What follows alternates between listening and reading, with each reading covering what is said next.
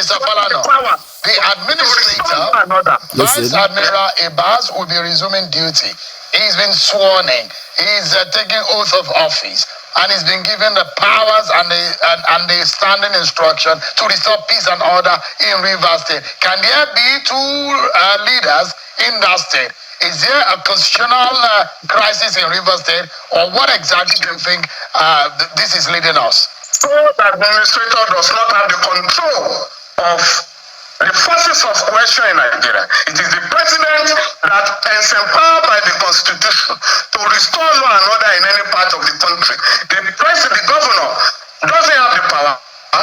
Talk less of a sole administrator whose appointment is unknown to the constitution. He said he took an oath under what section of the constitution?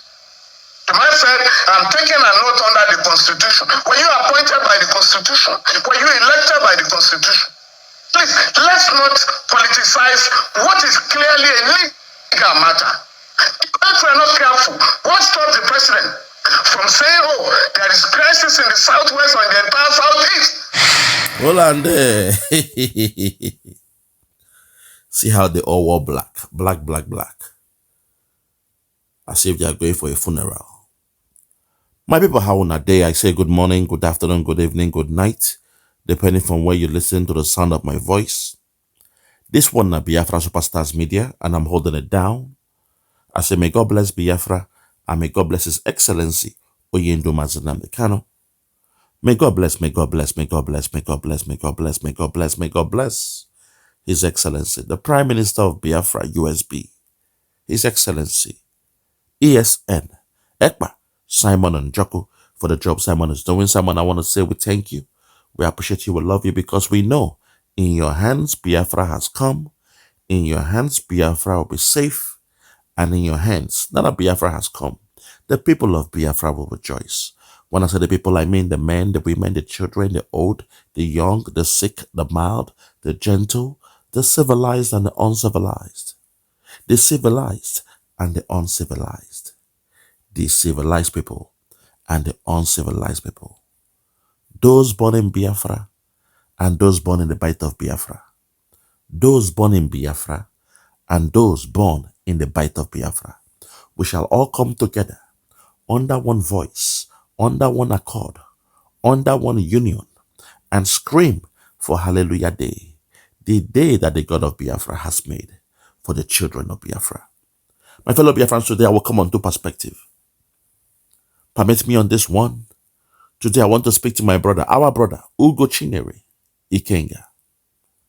a man who is of the 8th grade of our Prime Minister, His Excellency, Mazi Simon Ekpa. So you might see this one as a discussion of the Umunna, where two people, they have two opposite views.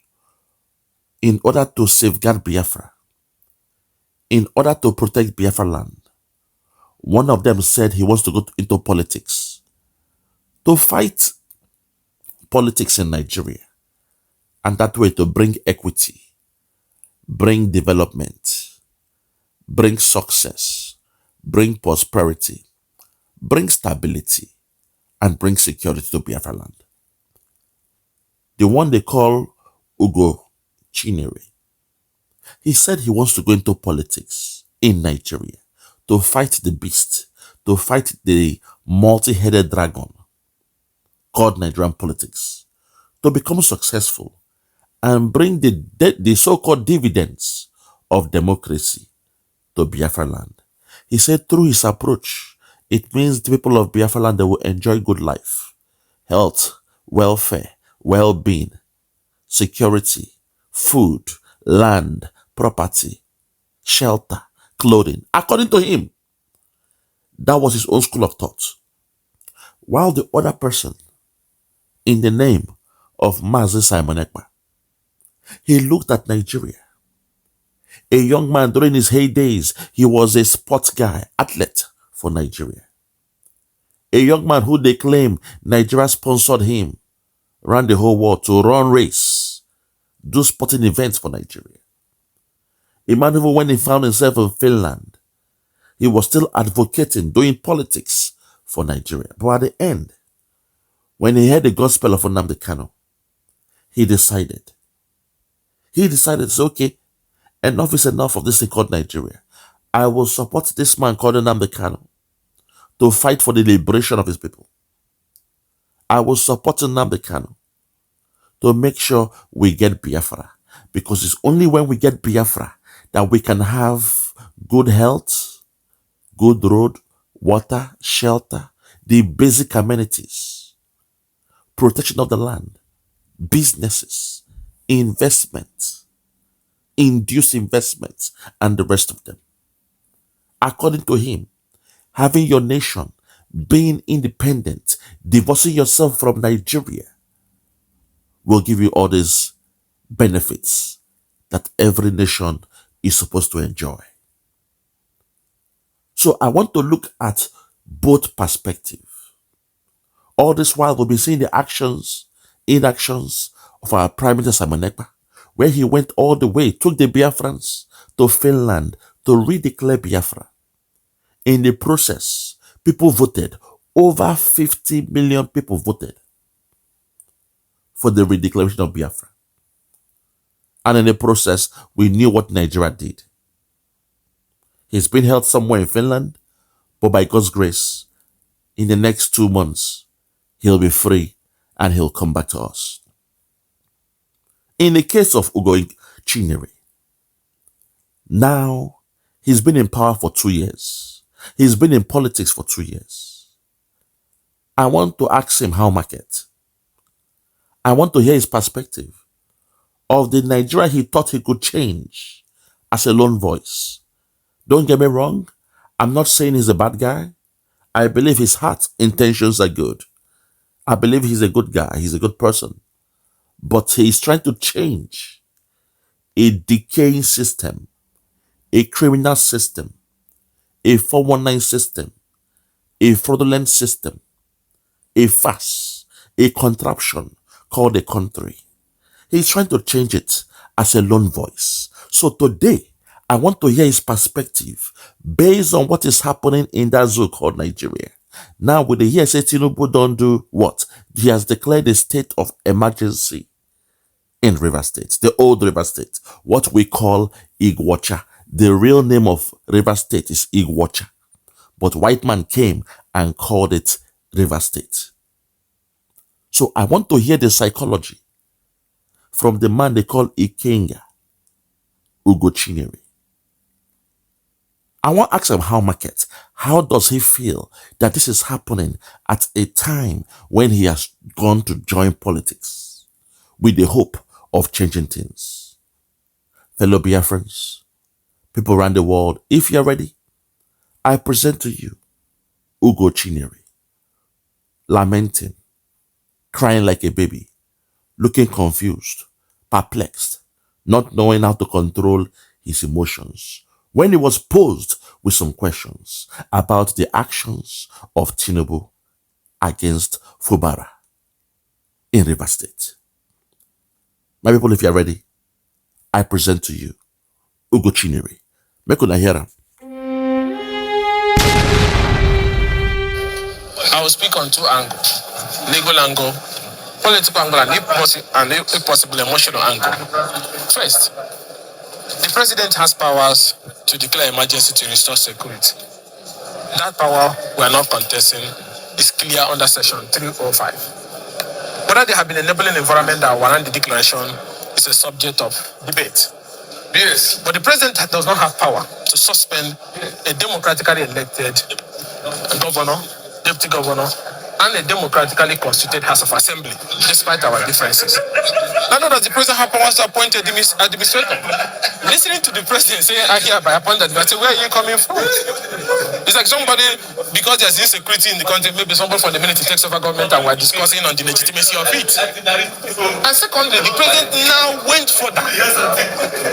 When he now, from nowhere, invoked a power that he does not have, to now usurp the powers of the National Assembly under Section 11 to make laws when the State Assembly breaks down and they cannot make laws.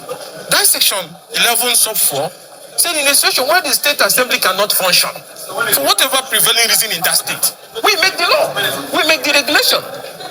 When the president now insulted us by bypassing that our constitutional power and then saying that the Federal Executive Council will ratify the resolutions made by the administrator. Who is the administrator? Is unknown to law. So how does he make regulation? And we're talking about the people of a state, a sovereign arm of the federating unit, not an arm of the federal government. This proclamation is coming before should come before the National Assembly. So what should we expect? For me, I can only speak for myself. Of course, I will oppose it. I will oppose it because one, the president have no powers to suspend a democratically elected leader from office. Even under that section that gives us power, under 11, to make laws for the governance of a state where the state assembly cannot work, forbids us from removing the governor or the deputy governor. Because a governor holds a secret sovereign mandate that comes directly from the people, that can only be taken by impeachment or incapacitations or death. The very moment, and again, remember in 2013, when President Goodluck Jonathan declared emergency in Borno, Yoruba, and Adamawa, Tinubu was one of the people who vehemently resisted it and said that it is a dangerous trend that portends danger for democracy and that is diabolic.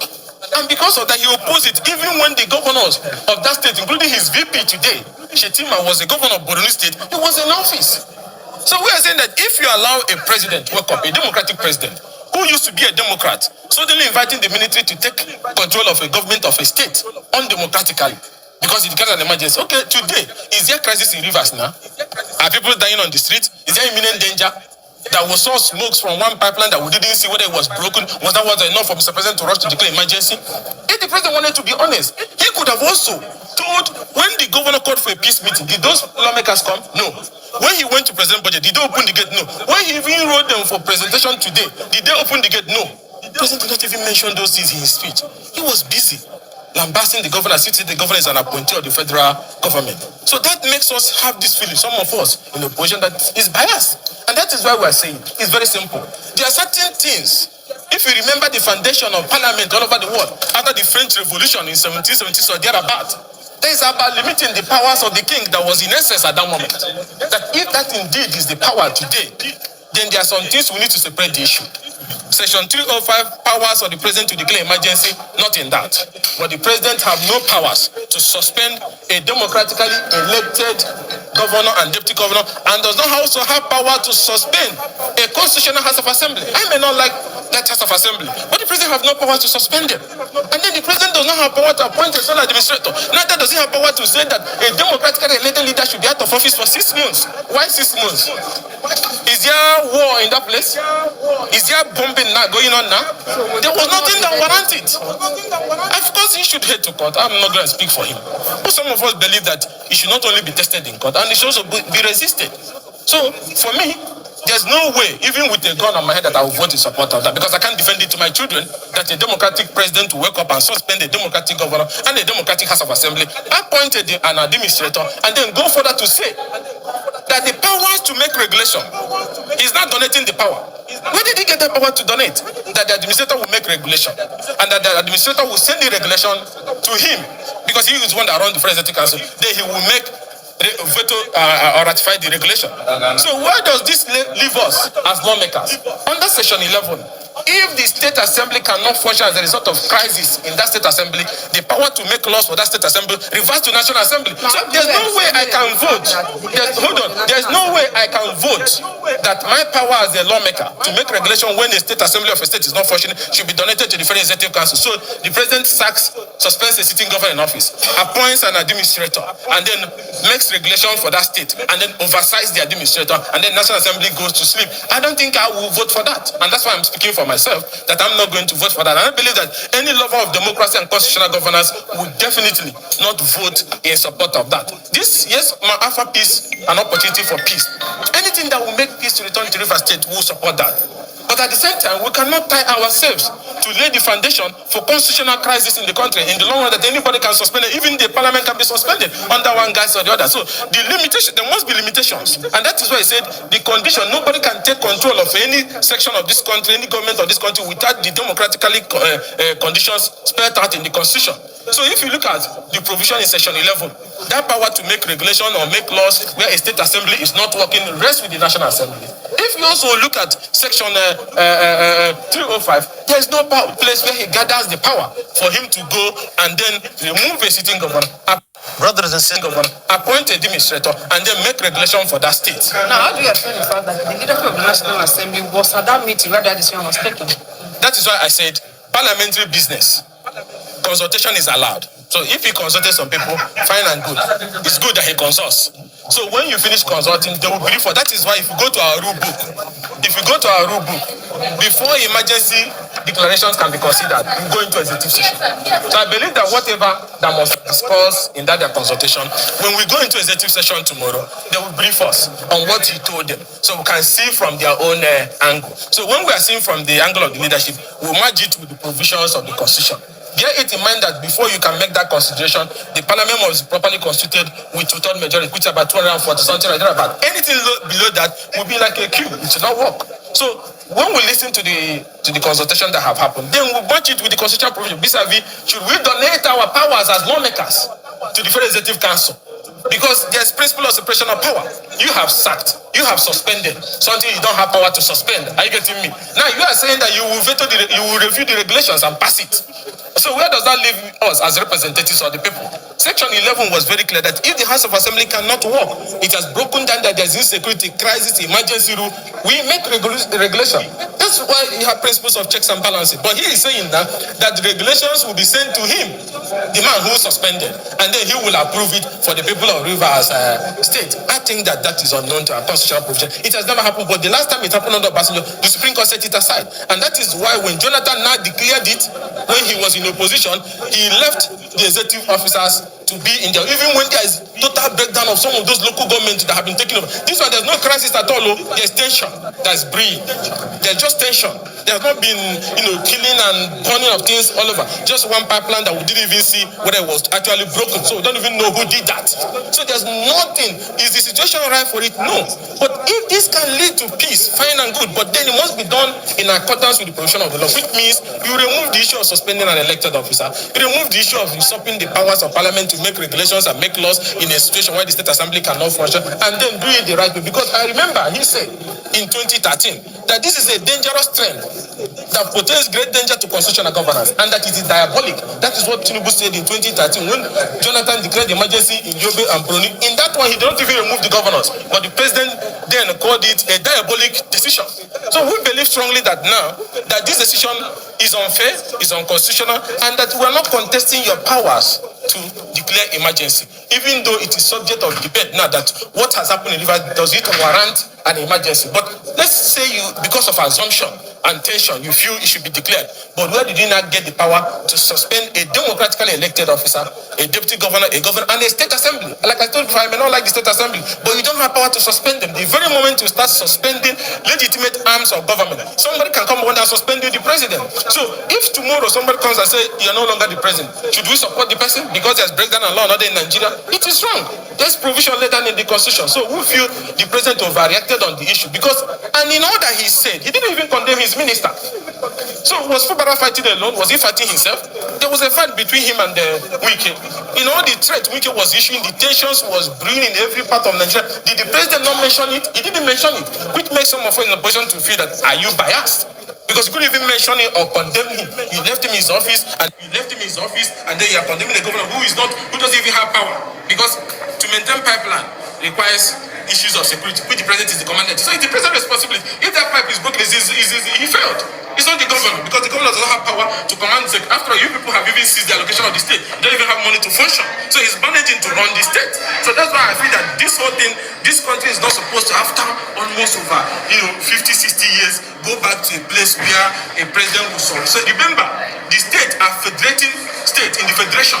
They are not an arm of the federal government. So they are part of the federation, and that's why I feel strongly that you overreacted. And that's so, my people, that was 50, 60 years, go back to a place where a president will solve. So remember, the state are federating states in the federation.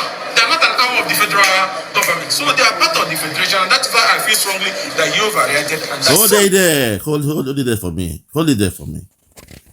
Here's the problem. You've heard from the two school of thoughts. I narrated the story about Simon Ekpa, how we started.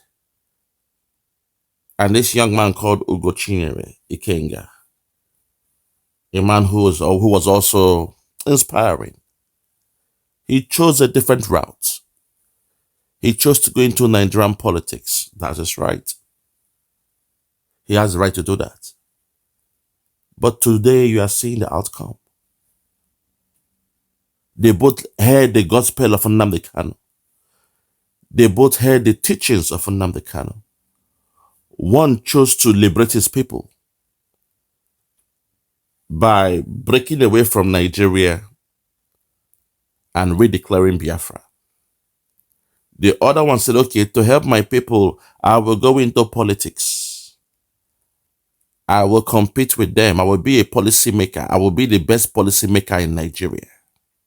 I will discuss with my peers in politics and discuss how they can extend the dividends of democracy to his people in Biafra land. This is the problem. As I say sometimes, a tree cannot make a forest. He assumed that going into politics means through him, he can be a change. No. If the whole bunch is corrupt, if the head is corrupt, it will affect the whole body eventually. You'll become a lone voice, a lone wolf. You'll be silenced. As you've just seen what happened. Because now, going forward, they will say, during your time, while you were a rep member, I believe you are with the rep, House of Rep or whatever. During your time, a president did this. It has gone into history. Even though we know you are somebody of high repute, I will say that. But when they are writing down history, they will say, during your time, in the year 2025, March 18th, 17th March 2025, a 419 president who was a drug man, a criminal who had various names, he declared an illegal state of emergency where he removed the governor of the state. Even the deputy governor was taken away. And he imposed somebody who was the best friend of his main minister. When they are doing the reference, they will trace it back to your own time. Just like, for example, when they are discussing the military rule in Nigeria, they say everything about them is bad. But there might be one or two people who were good. There might be one or two military administrators that were very, very good. But when we discuss military rule in that shit called Nigeria, we see it as the dark days of Nigeria. That's why Ugochinyere'S, this thing you have done, you have shot yourself in the foot. I will still keep on studying you, your school of thought, your belief system, and I'll be studying His Excellency, our Prime Minister, Simon Ekpa. Because in your journey, you are now member of the House of Rep, representing a district in the old Imo State. And in the journey of Simon Ekpa, he is now the Prime Minister of the Biafra, USB, United States of Biafra. So I am still studying the navigation of these two men, how they progress, and what will be the end goal. Because at the beginning, their intention for doing what they did was to help the people of Biafra. To Ugochinyere'S, he will not call it Biafra. He will say people in the southeast or the Igbos or the eastern region. He might say that. He will not use the word Biafra. But in the case of Simon Ekpa, he's saying to liberate the people of Biafra. It's all the same. Tomatoes, it's all the same. But I'm studying these two men because they are of the same similar age grade. They are both confident. They have the heart of a lion. One chose the path of divorcing himself from Nigeria and creating a new nation. The other chose the path to go into politics, rub shoulders with the politicians, dazzle them, becoming a shining example for the other politicians to emulate. But in the 11th hour, while we have declared or redeclared our Biafra through Simon Ekpa, I am watching our brother, Ugochinyere'S, struggling to have a voice. Yes, the media, they love him. Yes, he does interviews. Yes, he's always a head of a program or whatever they are doing. A committee, a workshop group, whatever they are doing, is always one of those who speaks, one of the key speakers. But today, on a macro level, Simon Ekpa now was able to help us redeclare a nation. The next goal is to implement it. We have redeclared the nation on November 9, 2024. Our next goal is to implement the nation called USB, United States of Biafra, in Biafra land.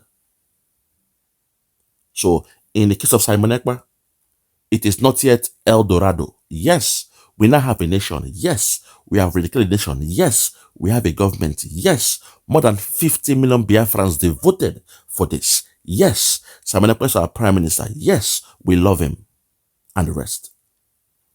But it is not yet El Dorado until we implement Biafra in the land. That's when we'll say, job done. But in the case of our brother, I'm looking at him now.